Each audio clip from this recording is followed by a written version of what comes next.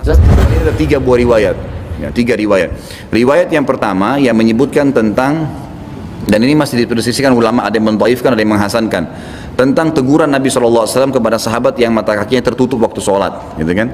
Tapi ada yang mendhaifkan, ada yang menghasankan. Kalau kita ambil riwayat ini dihasankan, maka kata para ulama, orang kalau sholat mata kakinya nggak boleh tertutup, berarti sholatnya bisa batal. Karena sahabat itu sholat, lalu Nabi SAW habis salam mengatakan, kembali wudhu dan sholatlah. Dia tidak bertanya, dia pergi langsung wudhu dan sholat. Lalu Nabi SAW waktu dia selesai sholat mengatakan, kembali wudhu dan sholatlah, sampai 3 kali.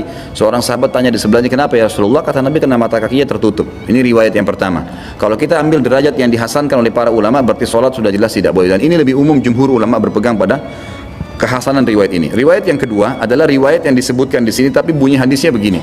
Kata Nabi SAW pada saat menjelaskan, siapa yang menarik, menjulurkan pakaiannya dari atas bagi laki-laki menutupi mata kakinya karena sombong, maka tidak akan mencium bau surga. Begitu hadisnya, tidak akan mencium bau surga, gitu kan?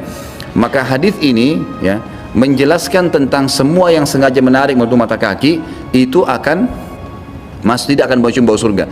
Riwayat yang lain, Abu Hurairah menambahkan riwayat di sini mengatakan ada tambahan semua yang dibawa mata kaki di neraka, gitu kan?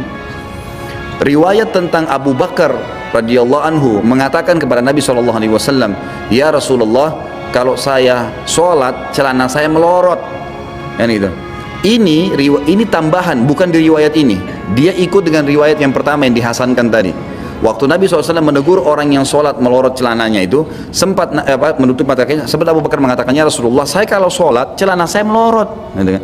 Turun, karena Abu Bakar radhiyallahu anhu orangnya kurus sekali, gitu kan? Orangnya sangat kurus radhiyallahu anhu. Maka beliau mengatakan, saya kalau sholat celana saya suka melorot, kecuali illa an ata'ahadahu, kecuali saya tahan dengan tangan saya, baru nggak melorot. Maka kata Nabi SAW, kau tidak termasuk orang itu, gitu kan? Karena kenapa? Bukan karena Abu Bakarnya, tapi karena memang dia pakai apapun melorot karena kurusnya, gitu kan? Abu Bakar itu cirinya disebutkan dalam ciri beliau, ini bukan kekurangannya, tapi ciri beliau kalau ditiup angin terdorong. Tapi keyakinannya luar biasa, gitu kan? Itu bukan jadi tolak ukur. Jadi karena biasa orang kalau kurus sekali diikat bagaimanapun melorot lagi, diperbaikin lagi. Itu sebabnya. Jadi ada faktor sebab, maka tidak apa-apa. Ini hadis kedua. Hadis yang ketiga riwayat Bukhari Muslim, ini sampaikan kepada kakaknya. Kata Nabi SAW, 3 golongan yang paling berat siksaannya hari kiamat, gitu kan? Allah tidak akan lihat mereka, Allah tidak akan membantu mereka di timbangan amal pada hari kiamat, dan Allah siapkan azab yang pedih. Pertama, musbil. Ini global, semua yang tutup mata kakinya, sombong atau tidak, sholat atau tidak. Ini hadisnya. Hadis ini hadis yang ketiga. Kemudian yang kedua, mannan, yang nyebut-nyebutin kebaikannya. Yang ketiga, orang-orang yang menjual, ya, baik silatahu bihalifil kadhib, menjual dagangannya dengan sumpah palsu, sumpah dusta. Hadis yang ketiga riwayat Bukhari Muslim ini menjelaskan isbal itu ada sebab sombong atau tidak tetap dilarang, gitu kan? Tetap dilarang.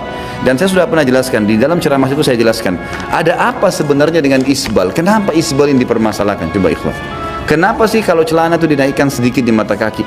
Ada orang bilang jelek, ya, jingkrang lah, apalah, ketinggalan lah, kolot lah, dan seterusnya. Itu karena naik sedikit, ya, ini mata kaki sedikit naik. Yang anehnya, gitu kan, ada orang-orang lebih tinggi dianggap modern, celana puntung tuh, lebih tinggi bukan?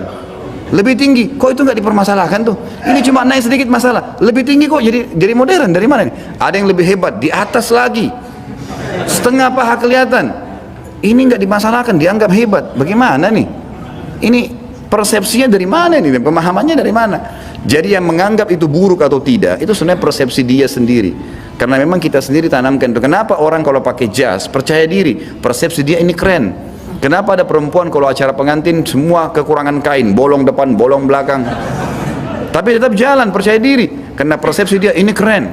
Mestinya akhwat kita yang pakai jilbab dan cadar, ikhwat kita juga yang sudah multazim pakai baju koko, mesti terapkan tuh percaya dirinya. Hadis-hadis sampai kepada kita ada di Abu Daud, kemudian bagian pertama ya nomor 187. Teman-teman sekalian, di hadis pertama. Satu kali saya persingkat saja. Nabi SAW sedang duduk dengan para sahabat. Tiba-tiba lewat seseorang.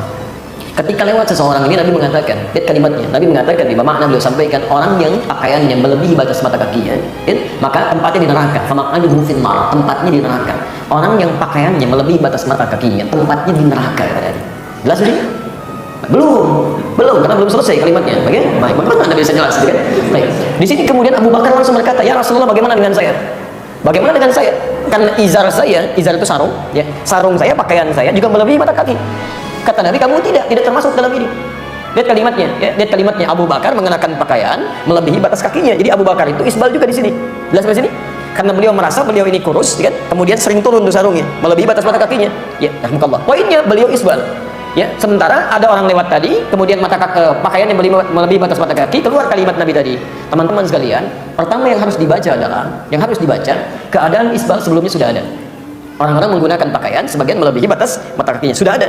Cuma Nabi tidak pernah mengeluarkan kalimat. Ketika orang tadi lewat, baru keluar kalimat tadi. Jelas sampai sini? Baik, kemudian setelah itu Abu Bakar mengklarifikasi, apakah yang dimaksud ini isbal mutlak atau isbal tertentu? Karena saya pun isbal ini, ada masalah di saya. Dan selama ini Nabi nggak pernah menegur. Begitu orang itu lewat, kemudian dikomentari dengan kalimat tadi. Apa yang dimaksudkan oleh Nabi? Nah, dari sini sesungguhnya ketika hadir kalimat-kalimat tadi, sahabat-sahabat senior di samping masih ada yang junior, namanya Abdullah bin Umar.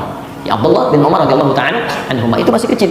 Maka disampaikanlah kepada beliau ini oleh Nabi SAW dengan kalimat bahasa yang dipahami. Kan anak-anak biasanya belum paham bahasa kiasan, ya, bahasa tinggi gitu, ya. Nah, yang 5 tahun, yang 4 tahun dipanggil sini, kamu jangan panjang tangannya. Tangan kakak nggak panjang kan? Nah, yang dia pahami bahasa real saja. Tayyib. Maka pada Abdullah bin Umar radhiyallahu ta'ala anhu disampaikan oleh Nabi SAW, kamu jangan sombong seperti orang yang melebihkan pakaiannya di bawah mata kakinya. Orang seperti itu maka tempatnya di neraka. Orang seperti itu maka tempatnya di neraka. Jadi di sini ada 2 kalimat. Satu, Nabi menyebutkan kalimat umum yang tanpa menyebutkan kalimat sombong. Sedangkan di sisi lain menjelaskan pada Ibnu Umar memasukkan kalimat sombong yang khailah di sini. Maka dikumpulkan oleh para ulama hadis-hadis ini, bahkan banyak sekali hadisnya diterapkan metode al-jam'u wat tawfir, mengumpulkan semua hadisnya, diambil isyarat hukumnya. Kesimpulan pertama, ada yang menafsirkan bahwa yang dimaksud dengan isbal ini bukan isbal mutlak berbicara tentang pakaiannya, tapi berbicara tentang sifat yang melekat pada orang tadi. Karena orang ini ketika lewat menampilkan kemegahan dirinya. Teman-teman kalau pernah ke Arab atau tinggal di Arab, sebagian sifat orang-orang Arab itu dulu yang diabadikan dalam pelajaran-pelajaran dan praktek sebagian hingga kini, itu kalau sudah mendapati kenaikan strata dalam kehidupan, harta mulai agak banyak, kedudukan meningkat, biasanya salah satu tanda untuk menampakkan dirinya dengan berganti pakaian yang lebih bagus dan tercurah sampai dengan ke bawah jalan. Ya, jadi pakaian-pakaian kebesaran lah gitu ya. Baik, bukan cuma cukup kebesaran. Kalau yang perempuan itu pakai perhiasan-perhiasan. Ya, baik, kalau jalan perhiasan banyak, itu kan tabarruj namanya. Tabarruj muncul kelihatan, kaki gelang dipakai kan, gelangnya di kaki, ketika jalan kicik-kicik gitu kan. Itu tandanya sudah mulai meningkat strata kehidupannya. Nah, jadi begitu dia lewat dia ingin pamer, ini saya loh. Baru berubah di status kehidupan. Maka disoalah oleh Nabi SAW.